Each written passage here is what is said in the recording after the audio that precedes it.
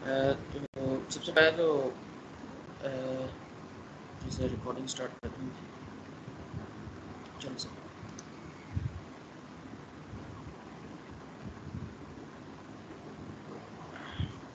चलें। सबसे पहले तो ये कि मैं ज़रा माज़रत चाहता हूँ, कल ना मैं क्लास नहीं ले सका, मुझे थोड़ा सा पर्सनल जो है ना काम आ गया था। और आज हम इंशाल्लाह कंटिन्यू करेंगे जहाँ से हमने जो है ना पिछले हफ्ते छोड़ा था।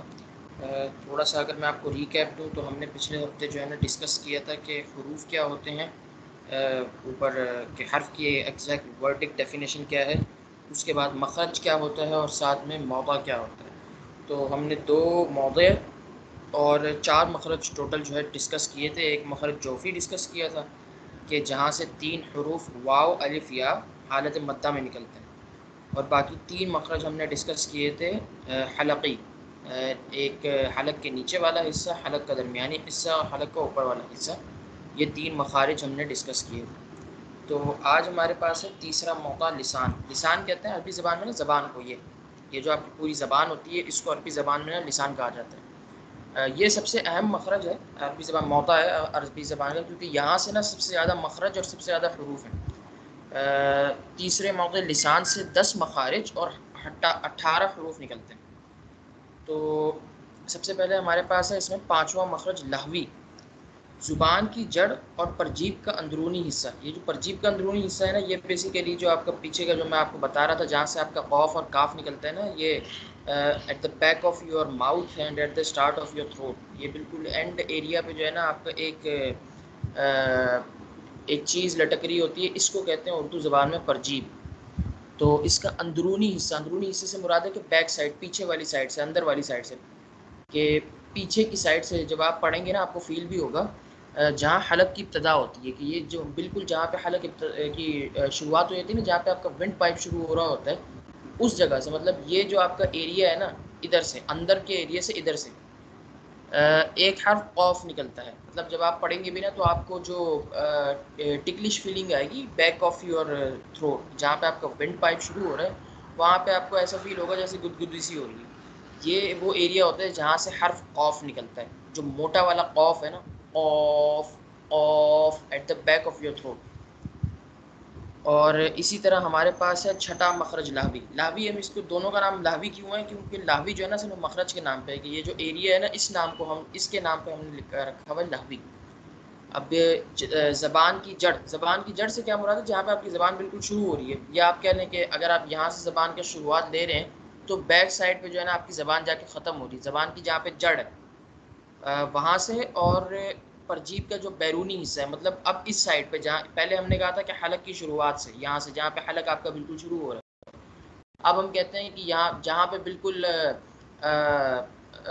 हलक ख़त्म होके बिल्कुल जहाँ पे आपकी ज़बान मिल रही है ना आपके मुंह में, उस जगह से एक हर्फ निकलता है काफ। ये पतला वाला काफ है। अब दोनों में आपको फ़र्क कैसे पता चलेगा, जब आप ऑफ पढ़ेंगे ना, ऑफ, तो आपको जो आपका ये खाली एरिया है ना मुंह का बिल्कुल एंड का, और जहाँ से आपका हलक शुरू हो रहा है, वहाँ पे आपको सर्टेन वाइब्रेशंस फील होंगी ऑफ। लेकिन जब आप काफ, काफ पढ़ेंगे ना पतला वाला, तो आपको जो है ना वहाँ पे फील नहीं होगी। ये निकलता कहाँ से, यहाँ बैक साइड से, काफ, काफ। उसके बाद हमारे पास एक मखरज है शजरी, बीच ज़बान, बीच तालू से, मतलब ज़बान के बीच वाले हिस्से से, और तालू, तालू ये होता है जो आपका टॉप ऑफ द माउथ होता है ना, ये एरिया पूरा, इसको कहते हैं हम तालु। यहाँ से 3 हरूफ निकलते हैं। अब यहाँ पे लिखा हुआ है बगैर मद के, विदाउट मद। यहाँ पे क्यों लिखा हुआ है बगैर मद, क्योंकि इसमें अगर आप नोट करें तो एक हर्फ है हमारे पास या हम पहले डिस्कस कर चुके हैं कि मखरज जौफ़ी से निकलता है, लेकिन वो कब, हालत मद में निकलता है। तो ये 3 हरूफ किस तरह निकलते हैं, जब मद की कोई हालत ना हो। वैसे जब हम वर्ड्स को प्रोनाउंस कर रहे होंगे, जैसे हम कायदे में प्रोनाउंस कर रहे हैं, या हम कुरान में भी ऐसी कंडीशन में पढ़ रहे हैं जहाँ पे हमने इसके ऊपर मद ना करना हो, तो हमारे पास 3 हरूफ हैं, जीम, शीन और या। तो आपकी ज़बान का जो सेंट्रल एरिया है ना, ये, और आपका जो तालू है ऊपर वाला, आपका जो मुंह का एरिया, ये वाला, इन दोनों से जो है ना आपके क्या 3 हरूफ निकलते हैं। अब लाजमी नहीं है कि ये तीनों जो है ना वो करें, क्या कहते हैं, इन कांटेक्ट आए तब जाके आपके ये हरूफ निकले। ये हरूफ आपके जो है ना इन दोनों एरिया में जब हवा क्रॉस होती है ना उसकी वजह से निकलते हैं। जीम, शीन, या ये तीनों हरूफ कहाँ से निकल रहे हैं? यहाँ इस एरिए से निकल रहे हैं बेसिकली। उसके बाद हमारे पास है तौरसी एक मखरज। ये बेसिकली सबसे जो है ना जो सबसे मुश्किल जो आपका हर्फ है पूरे कायदे का, वो इस मखरज से निकलता है। ज़बान का सीधा या बायां किनारा और सीधे या बाएं दाढ़, मतलब कि ये ये जो एरिया है ना ये आपका नोकीला दांत और जो आपकी पहली दाढ़ है ये, इससे पीछे नोकीला दांत ये वाला, और इससे पीछे वाली जो आपकी दाढ़ है, यहाँ पे जब आपकी ज़बान की नोक लगती है ना ऐसे, बहुत तब आपका जाके जो है ना प्रोनाउंस होता है बहुत बहुत बहुत। ये असल में ना यहाँ पे ज़बान लगा के जो है ना उसको कंटिन्यूसली रखना जो है ना थोड़ा सा मुश्किल काम है, इसलिए जो है ना ये हर्फ थोड़ा सा मुश्किल जो है ना प्रोनाउंस होता है। ये इसका ये कि इसकी ना प्रैक्टिस बहुत करनी पड़ती है इधर से। बहुत बहुत।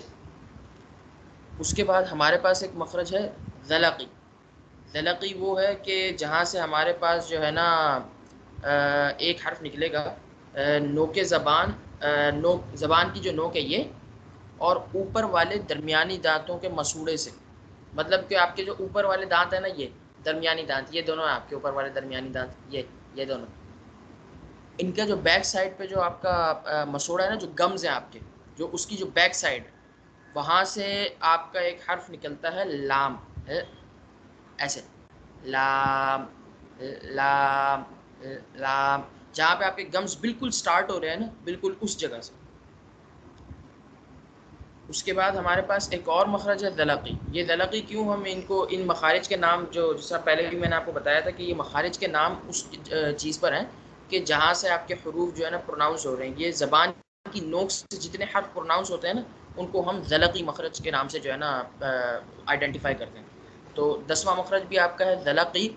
यहाँ से आपका एक हर्फ निकलेगा नून, और ये क्या अब क्या है कि आप जो है थोड़ा थोड़ा करके ऊपर जाते जा रहे हैं। आपका जो लाम था वो बिल्कुल स्टार्ट ऑफ द गम से निकला था, जहाँ पे आपके मसूड़े बिल्कुल शुरू हो रहे हैं ना, दांत खत्म होते ही बैक साइड आपके जो मसूड़ों की, वहाँ से आपका हर्फ निकल रहा था लाम। अब थोड़ा सा आप ऊपर चले जाएंगे ना तो वहाँ से आपका हर्फ निकलेगा नून। नौ के ज़बान और ऊपर वाले दरमियानी दांतों के मसूड़े से मखरज लाम के ज़रा नीचे से, कि अब क्या है ऊपर नीचे का ही जो है ना बस हम लोग जो है ना बेसिकली डिस्कशन कर रहे हैं। ये आपकी नो के ज़बान है, ये इसको आपने लगाना है अपने मसूड़ों पे, ऊपर वाले जो आपके दरमियानी दांत हैं उनके मसूड़ों पे। तो अब ये है कि अब आपको फील होगा कि जब आप नून प्रोनाउंस कर रहे होंगे ना तो आपकी ज़बान मसूड़ों पे भी लग रही होगी और हल्की हल्की जो है ना दांतों पे भी लग रही होगी। नून नून नून, तो बिल्कुल बैक ऑफ द गम से जो है ना आपका एक हर्फ निकलेगा नून। उसके बाद इसी तरह अब आप जो है ना थोड़ा सा और नीचे आ जाएंगे, नून जहाँ से आपका मखरज नून निकला है, तो अगला हमारे पास मखरज है 11वां मखरज ज़लक़ी। तो इसी तरह नो के ज़बान की पीठ। अच्छा, इसमें ना अहम ये चीज़ है कि पीठ जो आपकी back side of the tongue है ना, क्योंकि जो अगर आप प्रोनाउंस करें तो आपने जो साउंड्स होती है ना आपकी, वो वहाँ से निकलती हैं। आप जो है ना नो की ज़बान मतलब इस एरिया को इस्तेमाल करके ये वाली साउंड्स प्रोड्यूस नहीं कर सकते। ये आप प्रोड्यूस किस तरह करेंगे साउंड्स के, जब आपका ये वाला पार्ट, ये जो आपकी टिप ऑफ द टंग का जो लोअर पार्ट है, मतलब बैक साइड का जो आपका पार्ट है ना, एक आपका टॉप पार्ट है और एक आपका bottom part of the tongue है। तो ये इसमें ये वाहिद ऐसा हर्फ है जिसके लिए हमें bottom part of the tongue इस्तेमाल करना पड़ेगा। ये area bottom part of the tongue, तो ऊपर वाले दरमियानी दांतों के मसूड़े से, वही के ऊपर वाले जो दरमियानी दांत हैं ये, उनका जो मसूड़ा है मतलब कि जो गम्स हैं वहाँ से, और back side of the tongue जो है आपकी, जो bottom side of the tongue जो है, वहाँ से आपका एक हर्फ निकलता है ये, मतलब बिल्कुल जो आपकी टिप ऑफ द टंग की जो बैक साइड है ना, पूरी ज़बान नहीं, टिप ऑफ द टंग, ये आपकी टिप ऑफ द टंग है, और ये उसकी बैक साइड है। Raw raw raw raw. तो ये क्या है, लेकिन इसमें ना ये यहाँ पे जो है ना सिर्फ मखारिज दिए हुए हैं, प्रोनाउंस करने का तरीका जो है ना यहाँ पे नहीं दिया हुआ कि बेसिकली किन हरूफ के लिए आपने होठों को गोल रखना है, किन के लिए पतला। तो रॉ क्योंकि मोटे हरूफ में से है, तो इसके लिए जो है ना आपने जो है ना अपने होठों को गोल रखना होगा, रॉ रॉ। उसके बाद हमारे पास है नताई, एक मखरज है नताई। उसमें क्या है कि ज़बान की नोक, नोक के ज़बान और ऊपर वाले दांतों की जड़ से, मतलब कि जो अब तक हम क्या कर रहे थे, बात कर रहे थे मसूड़ों की, अब हम बात करेंगे ये जो दरमियानी दांत हैं इनके, मतलब इनकी जड़ से, मतलब कि ये यहाँ से आपके दांत ऊपर से बिल्कुल शुरू हो रहे हैं, वहाँ से हमारे 3 हरूफ निकलते हैं, तौ, दाल और ता। ये तीनों हरूफ निकलते यहीं से है, ज़बान की नोक और क्या कहते हैं, back side of your teeth, ये जो सेंट्रल टीथ है ना, इनके बैक साइड से। लेकिन इनको प्रोनाउंस किस तरह डिफरेंट करते हैं, जैसे कि मैंने बताया यहाँ पे सिर्फ मखरज दिए हुए हैं कि निकलेगा कहाँ से हर्फ, लेकिन उनको डिफरेंट तरीके से कैसे प्रोनाउंस करेंगे, ये जो है ना डिपेंड करता है कि आप अपने होठों को गोल करेंगे या अपने होठों को पतला करेंगे, तो आपकी जो है ना डिफरेंट साउंड्स प्रोड्यूस होंगे। अगर आप ओ अपने होठों को गोल कर लेंगे तो आपका तो खुद ब खुद मोटा हो जाएगा। अगर मैं इसी तरह इसको पतला रखूँ तो मेरा क्या प्रोनाउंस होगा, ता ता, और फिर है दाल दाल दाल। मतलब एक तो है जिसमें आपके होंठ बिल्कुल गोल हो रहे हैं, एक ता है जिसमें आपके होंठ बिल्कुल स्ट्रेच हो रहे हैं, और फिर एक दाल है जो एक बिल्कुल इसमें जो है ना मिडल पार्ट, मतलब आप कह रहे हैं कि जो एक में बिल्कुल आपके स्ट्रेच हो रहे हैं, एक में बिल्कुल आपके गोल हो रहे हैं। तीसरा जो हर्फ दाल है उसमें आपने बिल्कुल जो है ना दरमियानी ही रविश अख्तियार करनी है कि ना जो है ना बिल्कुल गोल कर देने, ना बिल्कुल जो है ना स्ट्रेच कर देने। तो आपका क्या प्रोनाउंस होगा, दाल, ओ, ता, दाल। ये तीनों हरूफ जो है ना आपके मखरज नताई, मतलब कि आपकी मैंने आपको पहले बताया था कि इसमें नाम जो है ना मखारिज के अहम नहीं है, इसमें अहम जो चीज़ है वो ये है कि आपने हरूफ प्रोनाउंस कैसे करना है, आपके हरूफ निकल कहाँ से रहे हैं। तो इसमें भी जो है ना यही चीज़ इंपॉर्टेंट है कि आपको बस ये पता हो कि हरूफ कहाँ से निकल रहे हैं। तो ये ज़बान की नोक और जो आपके दरमियानी दांतों का बैक साइड जो पिछला वाला हिस्सा है, वहाँ से आप के जो 3 हरूफ हैं, तौ, दाल और ता, ये प्रोनाउंस होंगे। उसके बाद हमारे पास एक मखरज है इसली, ये असल में है सौद के साथ, इसली। नोके ज़बान और ऊपर वाले और नीचे वाले दांतों के बीच से, लेकिन नीचे वाले दांतों के करीब से, इस तरह के दोनों दांतों के बीच में थोड़ा हिस्सा खुला रहे। ये इसकी थोड़ी सी लंबी स्टेटमेंट है। बेसिकली इसका मकसद क्या है कहने का कि ज़बान की नोक, इसमें ज़बान की नोक वैसे यूज़ नहीं होती, बिल्कुल हल्की सी जो है ना टच होती है। तो दोनों दांतों के दरमियान आप थोड़ा सा फासला रखेंगे, दांतों को कस लें, जिस तरह मैंने आपको पहली मरतबा बताया था कि दांतों को कस के, और उसके बाद इतना फासला देना है कि आपकी जो tip of the index finger है वो इन दोनों के दरमियान बैठ सके। इतना आपने जो है ना फासला देना है कि कुछ इस तरह की आपकी जो ज़बान होगी जो वो जो है ना नीचे वाले दांतों के ज़्यादा करीब होगी। ये तो आपकी जो ज़बान होगी वो कहीं पे वैसे टच नहीं कर रही होगी, ज़्यादा से ज़्यादा आपके होंठों को हल्का सा जो है ना बस यूँ करके टच करके जो है ना हट जाएगी। यहाँ से 3 हरूफ प्रोनाउंस होते हैं, सौद, ज़ा, सीन। ये वो हरूफ हैं जिनको हम सीटी वाले हरूफ कहते हैं ना, सौद, ज़ा, सीन। तो इसमें भी सेम इसी तरह है कि जिस तरह नताई में था हमारे पास मखरज में कि हरूफ तीनों एक ही जगह से प्रोनाउंस हो रहे हैं, इनको अलग अलग किस तरह प्रोनाउंस करना है ये हमारे मुंह की जो है ना जो शेप होगी उसके ऊपर डिपेंड करेगा। जब सौद की बारी आएगी तो हम होठों को पूरा गोल कर लेंगे, सौद। सीन में हम स्ट्रेच कर लेंगे, सीन। और जा जो है तकरीबन इन मिडल होगा, जा जा, ना कम्प्लीटली गोल होगा ना कम्प्लीटली स्ट्रेच्ड होगा। अब हमारे पास है मखरज लसवी, ये 14वां मखरज लसवी, सा। नोके ज़बान और ऊपर वाले दरमियानी दांतों के किनारों से, कि ये जो आपके टॉप जो आपके ऊपर वाले दांत हैं दरमियानी, इनके ये जो बॉटम पार्ट है ना, मतलब आप किनारा कह रहे हैं, मैं ये बॉटम पार्ट जो है ये वाला, और हल्का सा यहाँ पे भी टच होता है, लेकिन एक्चुअली हरूफ यहीं से अदा होते हैं जैसे मैंने आपको पहले बताया था। 3 हरूफ ऐसे हैं जो प्रोनाउंस होंगे। अगेन इनकी जो प्रोनाउंसिएशन है वो डिपेंड करेगी कि आपके होंठों की शेप किस तरह की है। लॉ, सा, दाल, लॉ। लॉ में जो है आप क्या करेंगे, होंठों को पूरा तरीके से गोल कर देंगे क्योंकि ये है मोटा हर्फ, लॉ। फिर आपका आ जाएगा सा, इसमें आपके होंठ स्ट्रेच हो जाएंगे, और फिर है जाल। ये जो है ना दोनों के दरमियान में तकरीबन ना कम्प्लीटली गोल होगा ना कम्प्लीटली स्ट्रेच्ड होगा इसके अंदर आपका दांत। यहाँ तक किसी का कोई क्वेश्चन है इनसे रिलेटेड?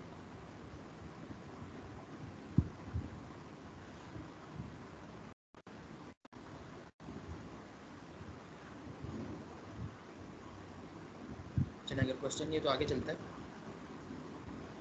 उसके बाद हमारे पास आ जाता है मौदा शफ़ातैन।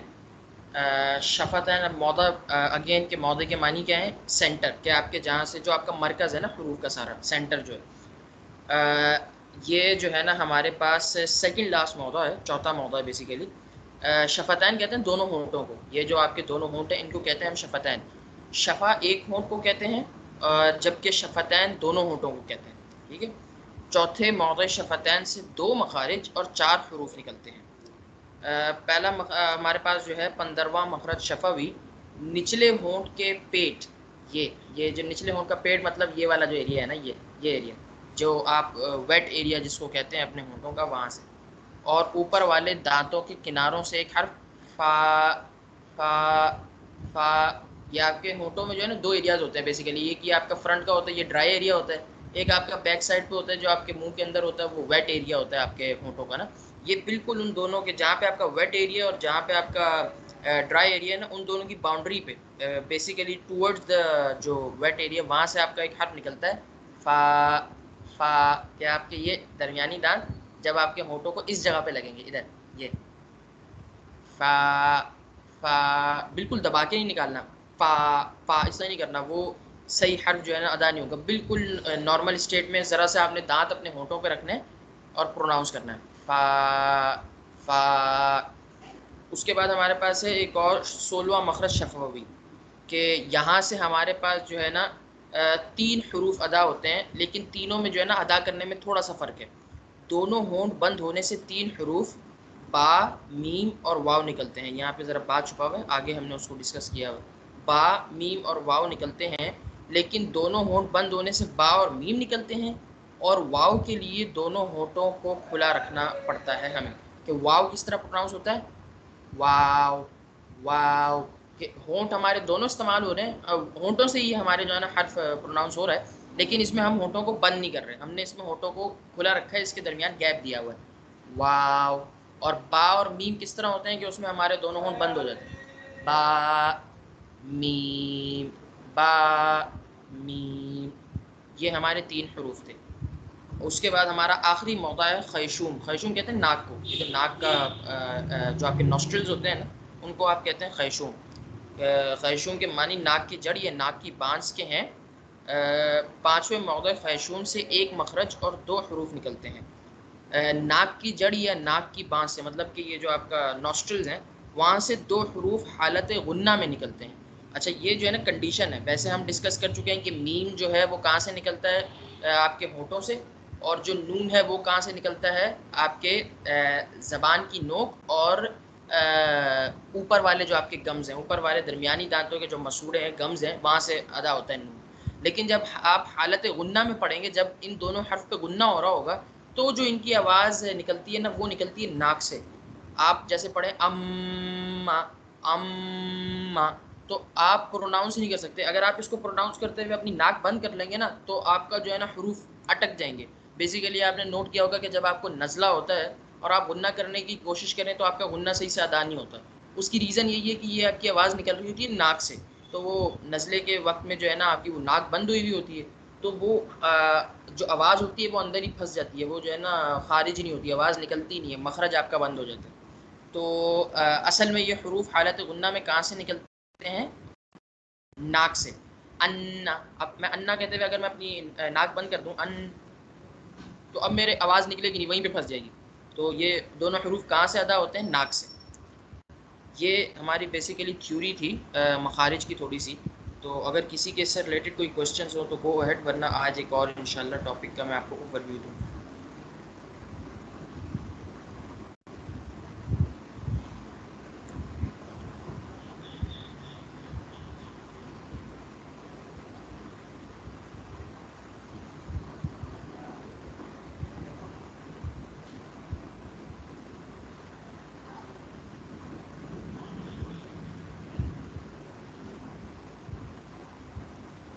चलें, अगर किसी का कोई क्वेश्चन नहीं है तो आज मैंने एक टॉपिक डिस्कस करना है। ये काफ़ी ज़्यादा एक्सटेंसिव टॉपिक है, लेकिन इसका मैं आपको सर्टन बस थोड़ा सा ओवरव्यू दूंगा। इसमें कुछ चीज़ें ज़रा सी इम्पॉर्टेंट है, इसकी बहुत ज़्यादा डिटेल में हम जो है ना नहीं जाएंगे, क्योंकि वो वरना बहुत ज़्यादा एक्सटेंसिव हो जाएगी।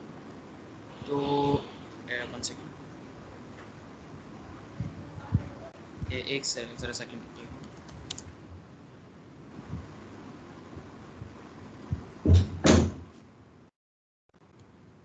अच्छा, ये किसी का जो है ना मेरे पास मैसेज आया है। वो असल में एक हर्फ जो है ना ज़रा कह रहा है कि मैं उसको ज़रा सा एक्सप्लेन कर दूँ। फ़ा गालिबन वो हर्फ है जिसको वो कहना चाह रहे हैं कि फ़ा हमने किस तरह से प्रोनाउंस करना है कि आपके जो ऊपर वाले दोनों दांत हैं, ये दरमियानी, ये दोनों, इनकी जो इनका जो किनारा है, बॉटम पार्ट जो ये वाला, ये ये जब टच होगा आपके wet part of your lips, ये जो एरिया, ये इस एरिया पे, सॉरी, इस एरिया पे जब ये टच होगा ऐसे,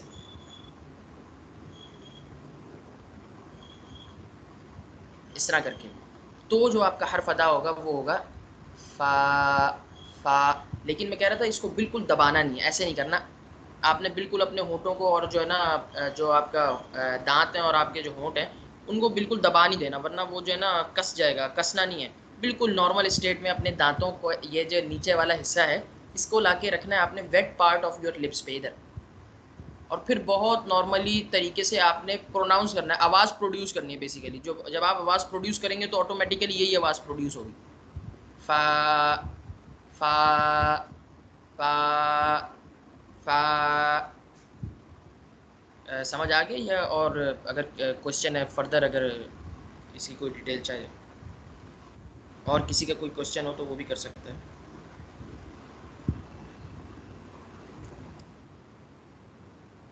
चलें, अब हम एक टॉपिक जो है वो हमारा है, 1 सेकेंड, मद।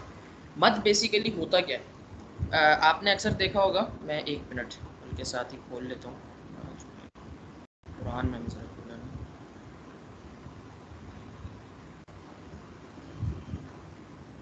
ये कुरान शरीफ नज़र आ रहा है ना? अगर कोई माइक खोल के एक मरतबा बता दे कि कुरान नज़र आ रहा है।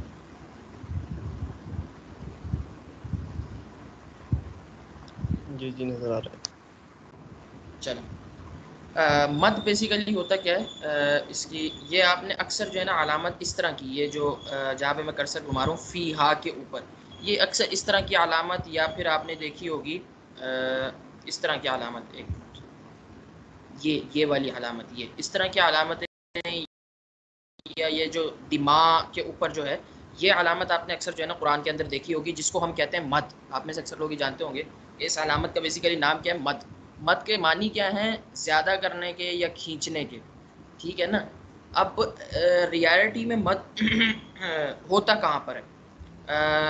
इस्तिलाह में हरूफ मद यानी वाव अलिफ या, जो हमारे पास बेसिक हरूफ मद है ना वो 3 है। वो हैं वाव अलिफ या। ये हमने मखारिज में भी डिस्कस किया है कि इनके लिए स्पेशल मखरज है कि जब ये मद की हालत में प्रोनाउंस होते हैं तो ये मखरज जौफ़ी से निकलते हैं।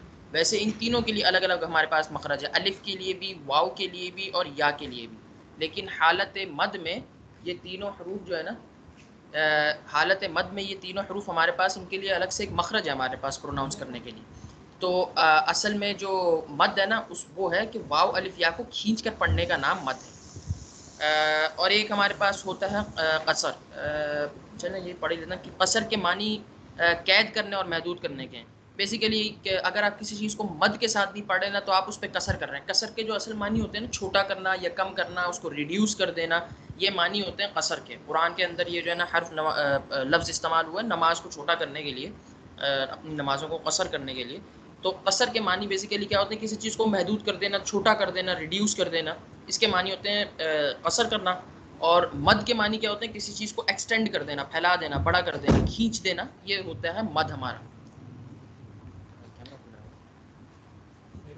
अच्छा, तो अब हमारे पास जो है ना दो मेन जो है ना किस्म के मद हैं। एक मद असली है हमारे पास, एक मद फ़राई है, ठीक है ना? इन दोनों में बेसिकली फ़र्क क्या है, मद्दे असली हमारा सबसे बेसिक मद्द है। अगर मैं आपको उसकी मिसाल दूँ यहाँ से कुरान से, तो अब आप जैसे यहाँ पे देखें आपके पास है वइज़ क़ाल, जैसे कि मैंने बात की थी कि मद होता कहाँ पर है, 3 हरूफ है हमारे पास, वाव, अलिफ और या, ये 3 हरूफ हैं। बेसिक जो मद के हरूफ हैं वो यही 3 हैं, ठीक है ना।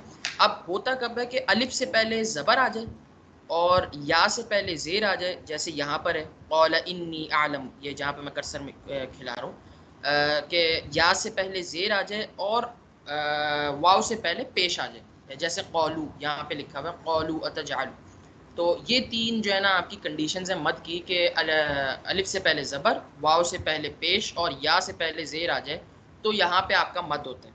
अब 2 जो बेसिक हमारी काइंड्स हैं मद की, एक मद असली है, एक मद फ़राई है। मद असली क्या होता है कि जब हमारे पास अलामत मद नहीं होती। अब जैसे आप लिल मलाइका पे देखें तो वहाँ पे क्या है, लाम के ऊपर खड़ा ज़बर है। लाम के ऊपर खड़ा ज़बर का मतलब क्या है बेसिकली, कि अगर मैं लाम और अलिफ को अलग अलग करके लिख दूँ तो वो यही मतलब है कि लाम के ऊपर खड़ा ज़बर हो, बेसिकली उसका मतलब यही है। तो लेकिन यहाँ पे क्या है, अलामत मद लगी हुई है, लेकिन मैं जब वइज़ क़ाल की बात करता हूँ जहाँ पे सिर्फ क़ाफ और अलिफ है, तो वहाँ पे अलामत मद नहीं लगी हुई। इन दोनों में फ़र्क क्या है, जहाँ पे अलामत मद नहीं होती ना, उसको हमने खींचना होता है एक मिक़दार। एक मिक़दार किस तरह, वइज़ क़ाल, वइज़ क़ाल, क़ाल, इस तरह। क्या आप मुट्ठी बंद करें, मुट्ठी खोलें, ये आपकी हो जाती है एक मिक़दार। तो वइज़ क़ाल ये है मद असली, ये बिल्कुल बेसिक मद होता है जिसको 1 से 2 मिक़दार के बराबर। एक मिक़दार तब हम करते हैं जब हम नॉर्मली कुरान पढ़ रहे होते हैं, लेकिन आपने देखा होगा कि कुछ जो है ना, आपने यूट्यूब वगैरह पे सुनी होगी तिलावत, कुछ कारी होते हैं जो बहुत सुकून से आराम-आराम से करके पढ़ते हैं, उसको हम इस्तिलाह में कहते हैं क़िरत करना, कि वो असल में होती है क़िरत करना। उसमें ये होता है कि आप हर चीज़ को जो है ना एक्सट्रीम पे, फ़ारदेस्ट एक्सट्रीम पे लेके जाते हैं, कि उसमें हर चीज़ के ऊपर आप मैक्सिमम मद कर रहे होते हैं, मैक्सिमम गुन्ना कर रहे होते हैं। तो जो मद असली है उसके अंदर आपने 1 से 2 मिक़दार के बराबर करना होता है। तो ये बेसिकली मद असली है।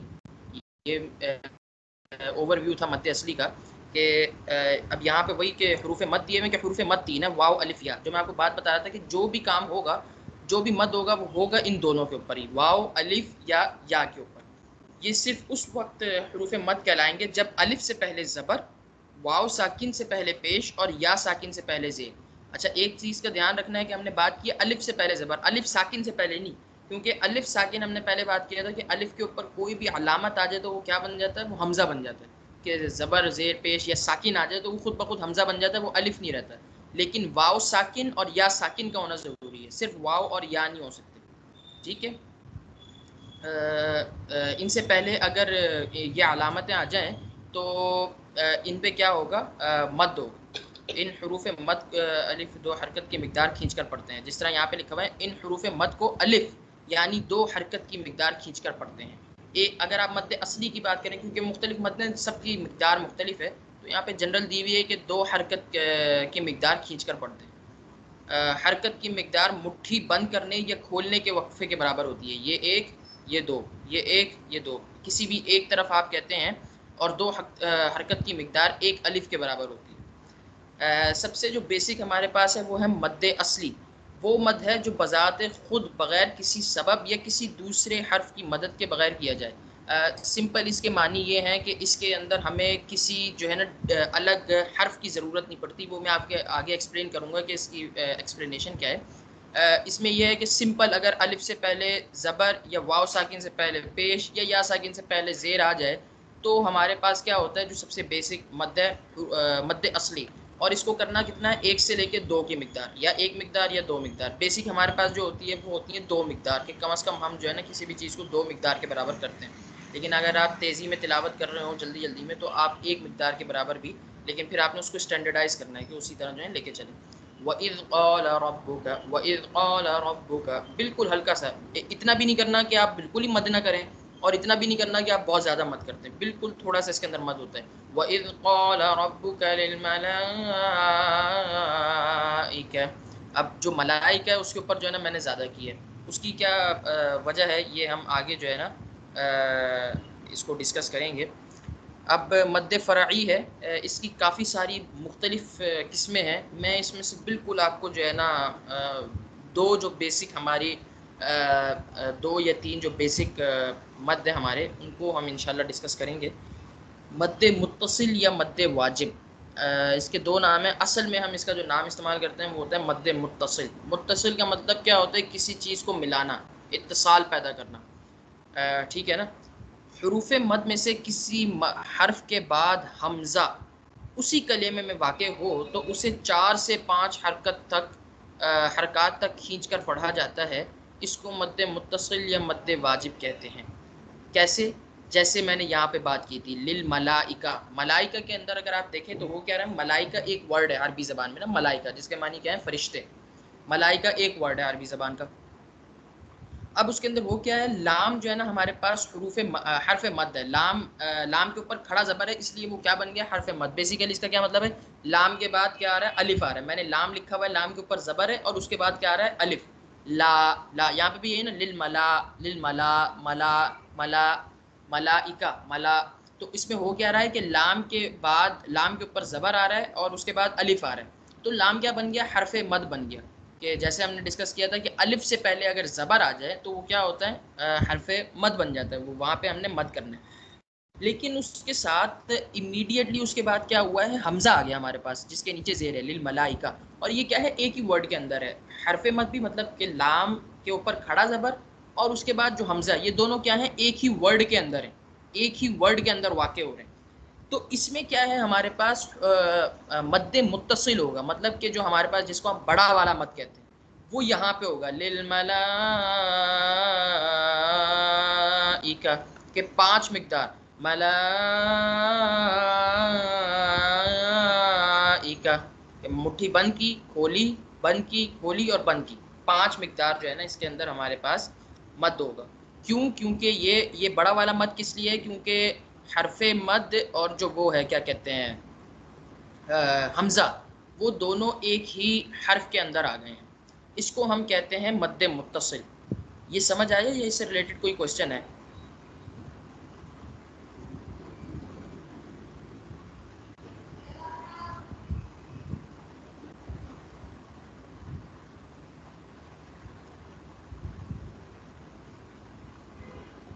अगर कोई क्वेश्चन है तो, नहीं तो आगे चलते हैं।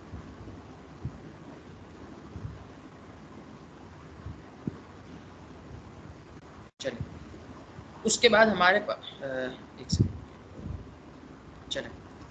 उसके बाद हमारे पास एक हर्फ आ जाता है मद आ जाता है, मद्द मुनफसिल या मद्द जायज़, ठीक है ना। हरफ मद में से कोई हरफ मद किसी कलिमे के आखिर में हो और हमज़ा दूसरे कलिमे की इब्तदा में वाक़ हो तो इस मद को 4 से 5 हरकत तक खींच कर पढ़ा जाता है। पहले वाला जो हमारा था वो कितना था? 4 से 5।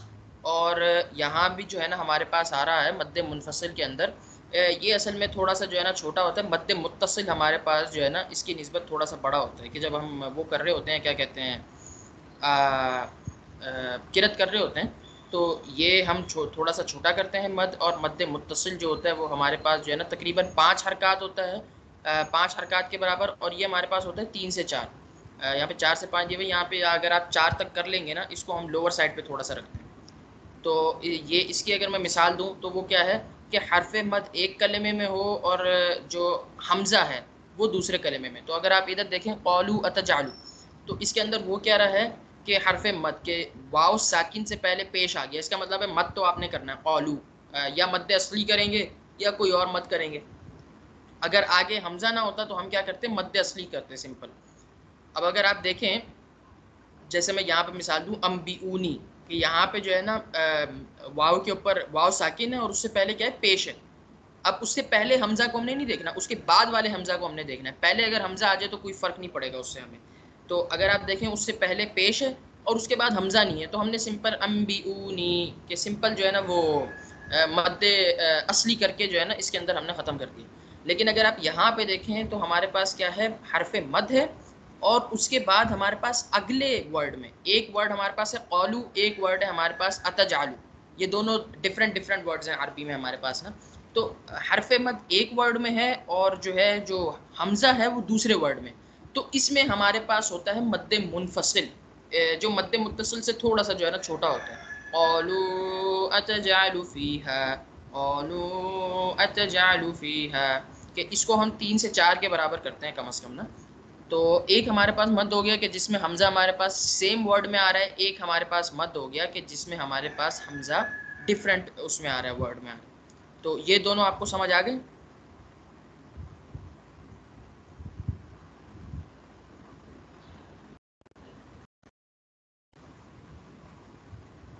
चलें फिर उसके बाद एक जो उसके बाद जो सबसे, क्योंकि मैं सिर्फ वो आपके साथ डिस्कस करना चाह रहा हूँ जो कुरान के अंदर ना बहुत ज़्यादा कॉमन है। तो एक हमारे पास आ जाता है मद्दे लाजिम। अब उसके नाम से ही आपको जो है ना हालत वो सॉरी पता चल गया होगा कि इसका मतलब क्या है, कि इसको करना जो है ना लाजिम। तो किसी कलमे या हर्फ में हरूफ मद के बाद सुकून असली या तशदीद वाक़ हो तो इसे मद्दे लाजिम कहते हैं। मद्दे लाजिम को हर हालत में चाहे वक्फ हो या वसल, मतलब कि अगर आप बेशक किसी हर्फ के ऊपर आगे रुक रहे हों या आप किसी हर्फ को मिलाकर पढ़ना चाह रहे हों, मद्दे लाजिम जो है ना आपने ज़रूर करना होगा। तीन अलिफ यानी 6 हरकत के बराबर मद करने पर ठीक है। बेसिकली इसमें यह है कि हमने जो है ना 6, ये क्या है, सबसे बड़ा जो मद होता है हमारे पास वो होता है मद्दे लाजिम। कि पहले हमारे मद्दे मुत्तसिल जो था वो 4 से 5 था हमारे पास, मद्दे मुनफसिल भी 4 से 5 था हमारे पास। मद्दे लाजिम जो है हमारे पास वो जो है ना 6 से 7 तक बेसिकली होता है, या 6 मिकदार आप उसको सिंपल कह सकते हैं। तो इसकी 4 मुख्तलिफ काइंड्स हैं कि अगर देखें तो एक हमारे पास है मद्दे लाजिम कलीमी मुथक्कल। तो इसमें ज़्यादा वो इसके नाम में जो है ना परेशान होने की ज़रूरत नहीं है। कलीमी का मतलब है कि एक कलमे के अंदर, एक वर्ड के अंदर ये मद हो रहा होगा। तो इसकी जो है ना किसी कलमे में किसी हर्फ मद के बाद हर्फ मुशद्दद के मतलब तशदीद अगर वाक़ हो जाए तो उसे जो है ना 6 हरकत के बराबर या 6 हरकत के बराबर या 3 अलिफ के बराबर जो है ना खींच कर पढ़ेंगे। तो इसकी अगर मैं आपको मिसाल दूँ एक सेकंड,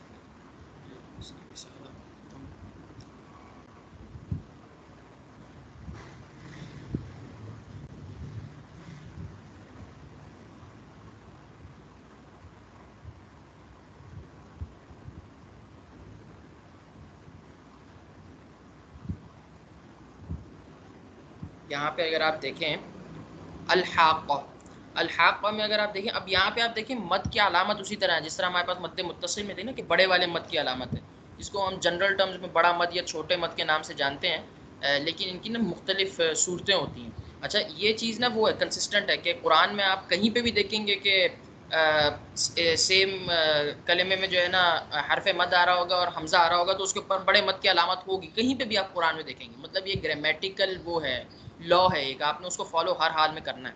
इसी तरह आप कहीं पे भी अलिफ आ रहा होगा और उसके बाद हमज़ा जो है अगले उसमें होगा, वर्ड में होगा, तो वहाँ पे भी आप छोटे मद की अलामत देखेंगे। इसी तरह कहीं पे भी अगर हरफ मद मतलब कि जिस तरह अलिफ के पहले ज़बर आ गया कहीं पर और उसके बाद अगर कोई हर्फ ऐसा जिस पे तशदीद आ गई है तो लाजमी तौर पे आप उसके ऊपर मद की अलामत देखेंगे। इसको हम कहते हैं मद लाजिम कलीमी मुथक्कल।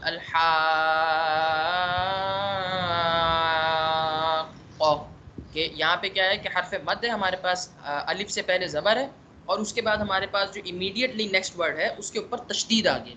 तो इसलिए इसके ऊपर हमें जो है ना मद करना लाजिम है, ज़रूरी है इसके ऊपर मद करना। तो ये हमारा है मद लाजिम कलीमी मुसक्कल। इसी तरह हमारे पास है मद लाजिम कलीमी मुखफ़फ़। किसी कलमे में हरफ मद के बाद सुकून असली कलमे में वाक़ हो तो 3 अलिफ यानी 6 हरकत के बराबर खींच कर पढ़ना है। इसकी जो है ना बहुत कम मिसालें होती हैं। एक हमारे पास जो सबसे कॉमन है वो यही है कि जो आना की हमारे पास मिसाल है ना। सुकून असली से मुराद क्या है कि सेम हर्फ में सेम कलमे में हमारे पास जो है ना सुकून आ रहा हो, मतलब साकिन आ रहा हो किसी हर्फ के ऊपर ना। तो ये देखें, ये मद सिर्फ सूरह यूनुस में 2 जगहों पर आया है और कुरान में इसकी कोई और मिसाल नहीं मिलती। कि ये मैंने जिस तरह आपको बताया था कि ये मद बिल्कुल जो है ना सबसे कम वाक़ है, क्योंकि ऐसा जो है ना इसकी मैं आपको दिखा देता हूँ ये कहाँ पे है। ये सूरह यूनुस में आपको दिखाता हूँ ये कहाँ पे है।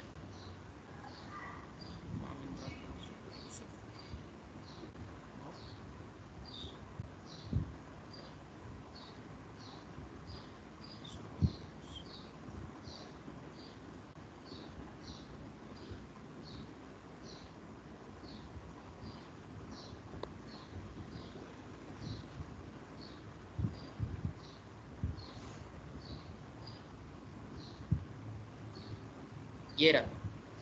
अगर आप यहाँ पे देखें ये कि ये जो आल आना लिखा हुआ है ना, यहाँ पे भी देखें आप बड़े वाले मद की अलामत लगी हुई है। तो ये कुरान में सिर्फ 2 जगहों पर, और दोनों के दोनों सूरह यूनुस के अंदर ही है। मैं दूसरा भी आपको दिखा देता हूँ।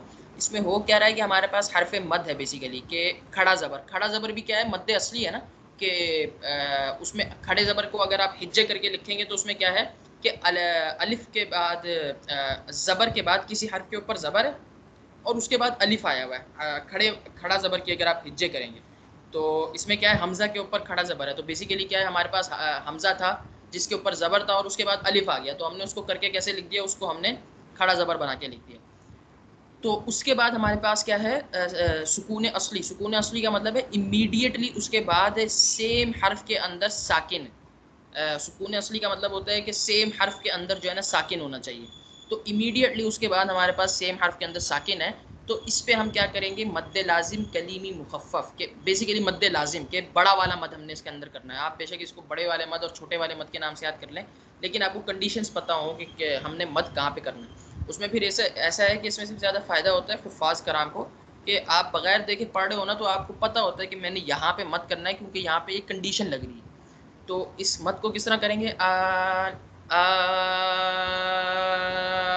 आना के छः मिकदार के आप ऐसे अपने उंगलियों पे गिन लें या मुट्ठी बंद करके मुट्ठी खोल के जो है ना गिन लें। और एक और हमारे पास ये वाला मद जो है ना, यहीं पे सूर्य इसी में यहाँ पर ही होगा, ये रहा आल आना वक़द असैता।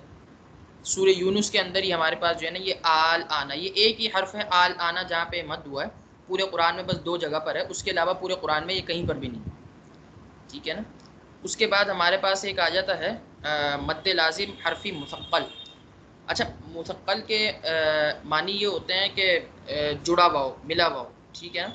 तो ऐसे हरूफ हिजा या हरूफ मुक़त्तआत जिनको आप कहते हैं, जो 3 हरूफ से मिलकर बनते हों, जिसमें इनका दरमियान वाला हर्फ हरूफ मद में से हो, अगर इस दरमियान वाले हर्फ मद के बाद तशदीद आए, तो हरफ मद को 3 अलिफ की मिकदार खींच कर पढ़ते हैं। इसकी जो मिसालें हैं, अलिफ लाम मीम क़ासिम मीम। उसके अंदर क्या है कि जो दरमियान वाला हर्फ है ना, वो मद्दे हर्फ मद है बेसिकली। अलिफ लाम मीम जिस तरह यहाँ पे लिखा हुआ है, तो अलिफ लाम मीम में हमारे पास लाम के ऊपर मद है, और लाम के इमीडिएटली बाद वो जो हर्फ है ना उसके ऊपर हमारे पास तशदीद है, तो वो हर्फ मद बन जाएगा, हरफ मद बन जाएगा। और उसके ऊपर हम किस तरह का, यही 6 मिकदार जो है ना उसके ऊपर हम जो है ना करेंगे, कि बेसिकली जो हरूफ मुक़त्तआत के ऊपर जो हमारे पास मद हो रहा है, वो हमारे पास आता है मद्दे लाजिम हरफी मुसक्कल के अंदर। लेकिन शर्त यह है कि ऐसे हरूफ मुक़त्तआत जिनके ऊपर तशदीद लगी हुई, क्योंकि हरूफ मुक़त्तआत में जो है ना दूसरे भी किस्म के हमारे पास मद हैं कि जिनमें सिर्फ बगैर किसी तशदीद के भी जो है ना हमारे पास मद हो रहा होता है। तो वो हमारे पास आ जाता है मद्दे लाजिम हरफी मुखफ़फ़ में। ऐसे तमाम हरूफ हिजा जो 3 हरूफ से बनते हों और जिनका दरमियानी हर्फ हरूफ मद में से हो, इसके बाद सुकून असली आए, तो तो हरफ मद को 3 अलिफ की मिकदार खींच कर पढ़ते हैं। जैसे नून, क़ाफ के बेसिकली जितने भी हमारे पास वो है ना मिसालें हैं उसकी, मद्दे लाजिम की, जो कि उसके अंदर हो रही हों, हरूफ मुक़त्तआत में हो रही हों, सिवाय इसके कि जो तशदीद वाला है, तो उसको हम बेसिकली मद्दे लाजिम हरफ मुखफ़फ़ में लेंगे। इसमें समझने की बात यह है कि आप बेशक इसके नाम ना समझें, समझने की बात यह है कि जो हरूफ मुक़त्तआत हमारे पास होते हैं ना, बहुत कम है हरूफ मुक़त्तआत। हरूफ मुक़त्तआत मैं आपको बताता हूँ कि कहते किसे हैं।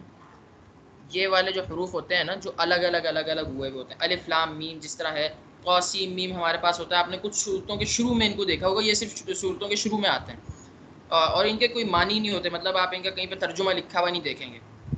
वो एक अलग वो है, बात है कि वो इसका मतलब क्या है। तो ये वाले जो मद है ना हमारे पास, इनको हम क्या कहते हैं, मद्दे लाजिम कलीमी, के बेसिकली इसके ऊपर भी जो हमने मद करना है वो बड़ा वाला मद करना है, हमने 6 मिकदार के बराबर मद करना है।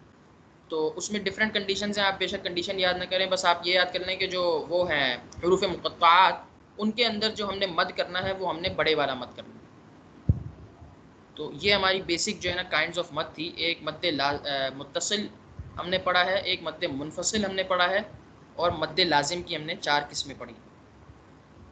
आज के लिए हम इंशाल्लाह यहीं तक कवर करेंगे। किसी का अगर कोई क्वेश्चन है तो काइंडली करें।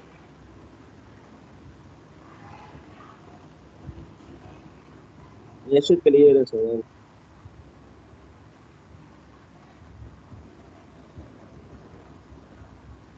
अब्दुल्ला कुछ कह रहा था, मुझे समझ नहीं आया। मैं क्या, ठीक है, क्लियर है, समझ आ गया। सही सही। बाकियों के लिए भी क्लियर है? जी। चलें सही है, फिर इंशाल्लाह हम नेक्स्ट वीक जो है ना इसी टाइम पे फिर मुलाकात होगी। नेक्स्ट वीक में हमारे पास बहुत थोड़ा सा हम इंशाल्लाह 2-3 चीज़ें बस कवर करेंगे। एक हमारे पास है रमूज़ व औक़ाफ़ के अलामात औक़ाफ़ जो है ना, उनकी जनरल हम काइंड्स जो है ना इंशाल्लाह डिस्कस करेंगे कि वक्फ़ कहाँ पे करना चाहिए और कहाँ पे नहीं करना चाहिए, और कौन से अलामत वक्फ़ की जो है ना क्या उसकी एक्सप्लेनेशन क्या है। एक वो हम डिस्कस करेंगे, और इंशाल्लाह उससे नेक्स्ट वीक में जैसे मैंने कहा था कि अगर हम लोग जो हमने जनरल डिस्कशन कवर करनी है अगर वो हम कर सके, तो उसके बाद जो है मैं आपको जनरल जो है ना कुरान में जो जनरल कुछ एक्सेप्शंस हैं कुरान के अंदर तजवीदी एतबार से, और कुछ जनरल इन्फॉर्मेशन रिगार्डिंग कुरान इंशाल्लाह उसको लास्ट क्लास में हम, कि नेक्स्ट वीक हमारा लास्ट वीक होगा रमज़ान का इंशाल्लाह, तो उसके अंदर हम डिस्कस करेंगे। अगर आपका कोई क्वेश्चन हो, कोई आपकी क्यूरी हो, कोई मसला हो, कोई कन्फ्यूजन हो, तो आप मुझे पर्सनल मैसेज कर सकते हैं, कोई मसला नहीं है ऐसे। बस रिकॉर्डिंग में